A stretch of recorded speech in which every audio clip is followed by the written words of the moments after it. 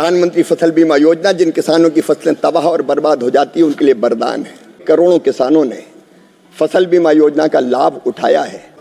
हमने 2,90,00,000 किसान आईडी को राष्ट्रीय फसल बीमा पोर्टल से जोड़ने का काम किया है। 89 लाख किसानों के खाते में 14 करोड़ रुपए सीधे ट्रांसफर करने का चमत्कार इसी के कारण संभव हुआ। राज्यसभा में फसल बीमा योजना को लेकर बड़ी चर्चा देखने को मिली। केंद्रीय कृषि मंत्री शिवराज सिंह चौहान ने बताया कि देश के 2,90,00,000 किसान अब पोर्टल से जुड़ चुके हैं, जबकि 89 लाख किसानों को 14 करोड़ रुपए की सहायता दी जा चुकी है। सरकार का दावा है कि किसानों को पारदर्शी और तेज राहत मिल रही है, लेकिन क्या जमीन पर भी हालात ऐसे ही हैं? देखिए ये रिपोर्ट। प्रधानमंत्री फसल बीमा योजना जिन किसानों की फसलें तबाह और बर्बाद हो जाती है उनके लिए वरदान है। और मुझे बताते हुए खुशी है कि करोड़ों किसानों ने फसल बीमा योजना का लाभ उठाया है। आपने बिल्कुल सही कहा, निश्चित समय सीमा के अंदर किसानों को फसल बीमा में के अंतर्गत फायदा मिलना चाहिए अगर फसल का नुकसान हुआ है। और इसके लिए माननीय अध्यक्ष महोदय, मैं आपको बताना चाहूँगा, हमने 2,90,00,000 किसान आईडी को राष्ट्रीय फसल बीमा पोर्टल से जोड़ने का काम किया है। किसान आईडी के माध्यम से माननीय अध्यक्ष महोदय, मैं केवल एक उदाहरण देना चाहूँगा। महाराष्ट्र सरकार का फसलों का नुकसान हुआ, व्यापक नुकसान हुआ असमय बारिश के कारण।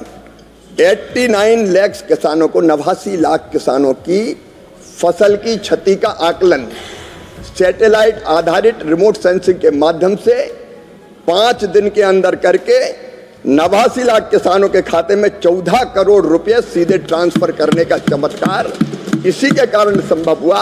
और इसलिए मैं माननीय सदस्य को आश्वस्त करना चाहता हूं, हमने फसल बीमा योजना में भी कई तरह के परिवर्तन किए। जैसे एक आपने देरी की बात कही, हमने ये तय कर दिया है कि 1 महीने के अंदर राज्य सरकार को नुकसान जो हुआ है, रिमोट सेंसिंग के माध्यम से तो तत्काल पता चलता है कितना नुकसान हुआ है, लेकिन कई सरकारें अब इसको नहीं अपना रही।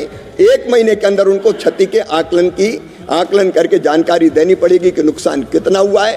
और उसके बाद सारी औपचारिकताएं पूरी होने के बाद ये जरूरी है कि बीमा कंपनी 21 दिन के अंदर क्लेम सेटल कर दे। 21 दिन के अंदर, और 21 दिन के अंदर अगर बीमा कंपनी क्लेम सेटल नहीं करेगी तो 12% की दर से उन पे ब्याज लगेगा, जो किसान के खाते में सीधा डालने का काम किया जाएगा।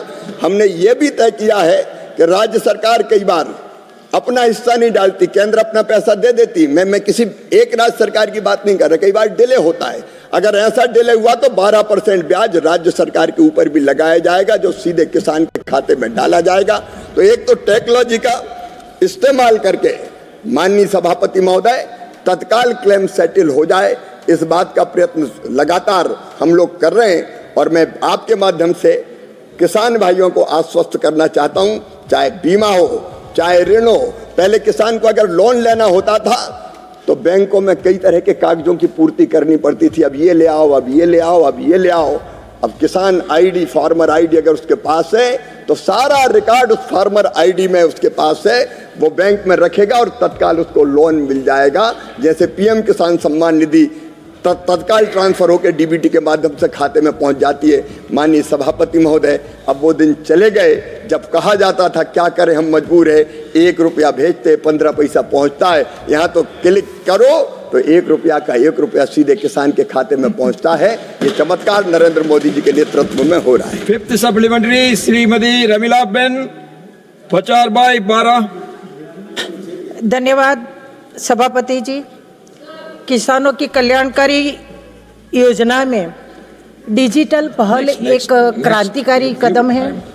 इसके लिए मैं देश के प्रधानमंत्री माननीय मोदी जी को और कृषि मंत्री को धन्यवाद देती हूँ।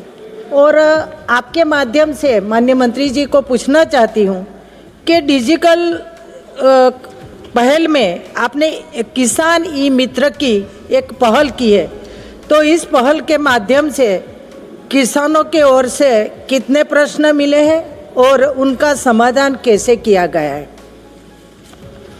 Honourable minister.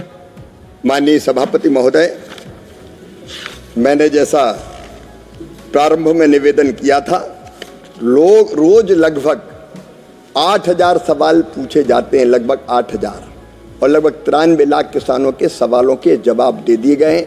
किसान जिस भाषा में पूछते हैं, मैंने 11 क्षेत्रीय भाषाओं का जिक्र किया, केवल हिंदी अंग्रेजी में नहीं, बैन गुजराती में भी अगर किसान पूछेंगे तो उत्तर गुजराती में मिलेगा, पंजाबी में पूछेंगे तो पंजाबी में मिलेगा, बंगाली में पूछेंगे तो बंगाली में मिलेगा, तमिल में पूछेंगे तो तमिल में मिलेगा, और मलयालम केरल से पूछेंगे तो मलयाली भाषा में दिया जाएगा।